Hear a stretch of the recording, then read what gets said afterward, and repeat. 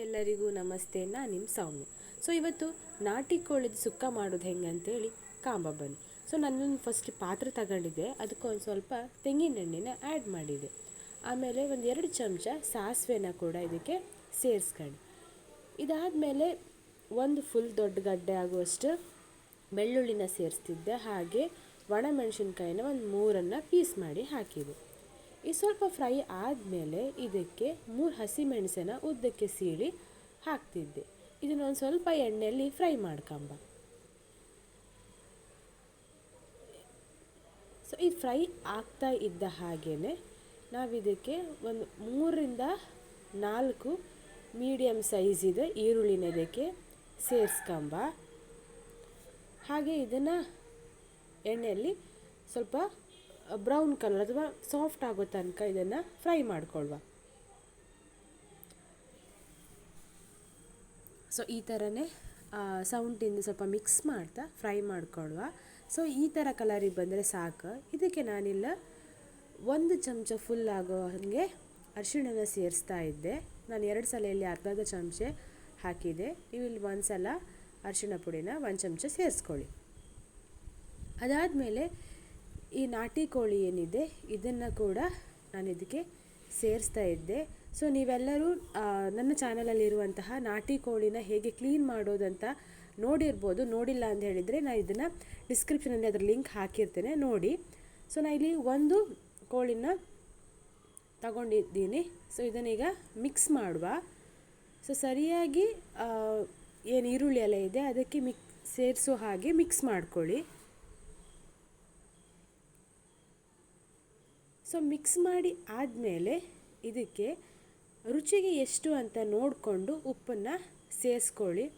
ನಾನಿಲ್ಲಿ ಸೇರಿಸ್ಕೊಂಡಿರೋ ಉಪ್ಪು pink salt ಅಂತ ಬರ್ತದಲ್ಲ ಅದು ಹಾಕಿದೆ, ಹಾಗಾಗಿ ಉಪ್ಪಿನ ಕಲರ್ ಸ್ವಲ್ಪ ಪಿಂಕ್ ಆಗಿದೆ. ಇದನ್ನು ಒಂದು ಸಲ ಕರೆಕ್ಟಾಗಿ ಎಲ್ಲ ಚಿಕನ್ನಿಗೆ ಹಿಡಿಯುವ ಹಾಗೆ ಒಂದು ಸತಿ ಮಿಕ್ಸ್ ಮಾಡ್ಕೊಳ್ವ.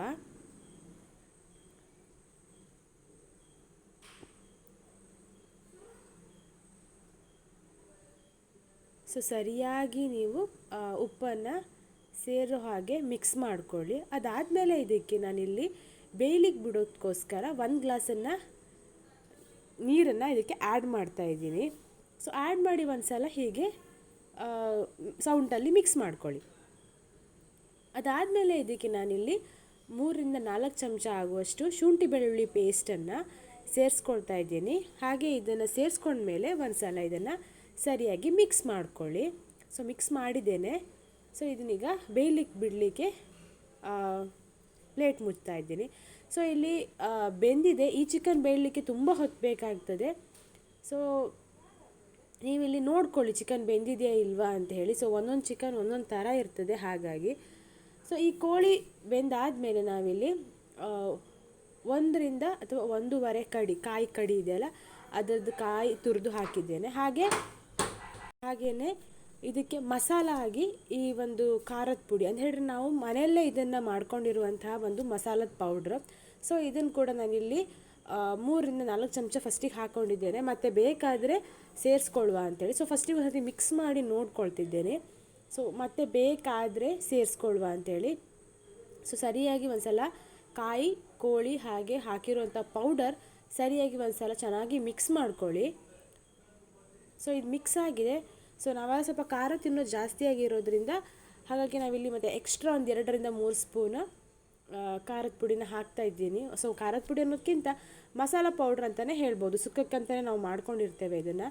ನಿಮಗೆ ಈ ಪೌಡ್ರ್ ಬೇಕಂತ ಹೇಳಿದರೆ ಕಮೆಂಟ್ ಮಾಡಿ, ಅದನ್ನು ಹೇಗೆ ಮಾಡೋದಂತ ಕೂಡ ಹೇಳ್ಕೊಡ್ತೇನೆ. ಇದನ್ನೆಲ್ಲ ಚೆನ್ನಾಗಿ ಮಿಕ್ಸ್ ಮಾಡಿ ಆದಮೇಲೆ ನೋಡ್ಬೋದು ಇದನ್ನು ಸ್ವಲ್ಪ 5 ನಿಮಿಷ ಬೇಯಲಿಕ್ಕೆ ಬಿಡೋಣ. ಕಾಯಿ ಬೇಕಲ್ಲ, ಹಾಗಾಗಿ ಈಗ ಇದಕ್ಕೆ ಕೊತ್ತಂಬರಿ ಸೊಪ್ಪನ್ನು ಹಾಕಿ ಆ್ಯಡ್ ಮಾಡಿದರೆ ನಾಟಿ ಕೋಳಿ ಸುಕ್ಕ ರೆಡಿ. ಒಂದ್ಸಲ ಟ್ರೈ ಮಾಡಿ ಎಲ್ಲರೂ.